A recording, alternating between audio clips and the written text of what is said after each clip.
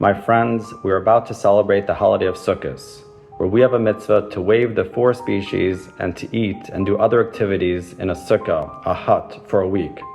This holiday is called Chag Simchasenu, the holiday of our joy.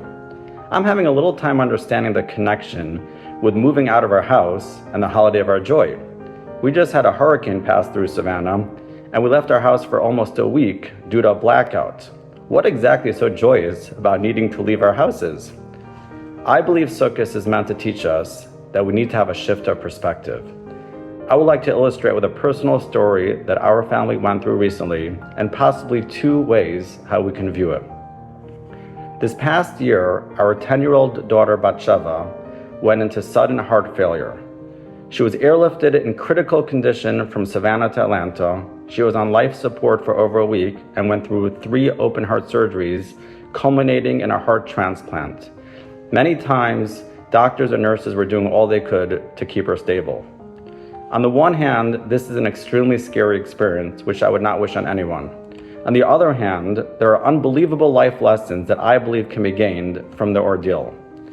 We saw the tremendous kindness of every person in Savannah helping out our family, both the children that we needed to leave at home and sending us what they could in Atlanta.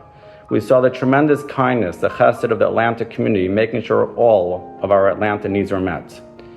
We saw an outpouring of kindness from thousands of Jews across the globe, davening, sending us love and packages, and doing whatever mitzvos they could imagine on account of Batsheva.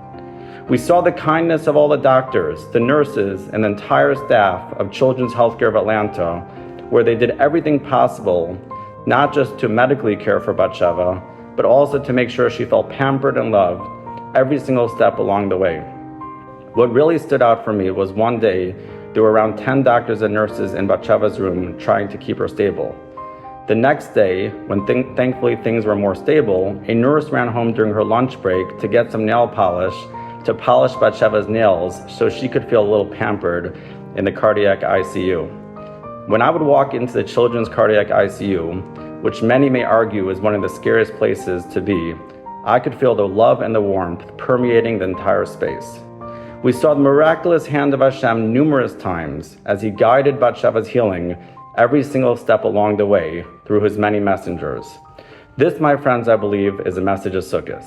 Yes, there may be scary times in life, and unfortunately, we as a nation are going through a lot right now. And yes, we must not forget the challenges and daven and pray that salvation will come as soon as possible. However, we must also not forget the blessings that we experience along the journey. I have the great fortune of working with NCSY teens, and I am often blown away by the dedication of teens to their Jewish identity despite their challenges. When we move into the sukkah, let us feel Hashem's embrace.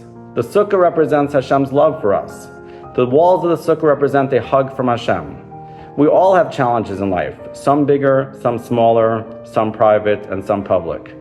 When we sit in the sukkah this year, let us say, Hashem, this may have been a rough year for us. However, thank you, Hashem, for always looking out for us. Let us take in a deep breath and feel the warmth and love from Hashem, and imagine Hashem's hug and embrace carrying us through the entire year. Have a happy Sukkot.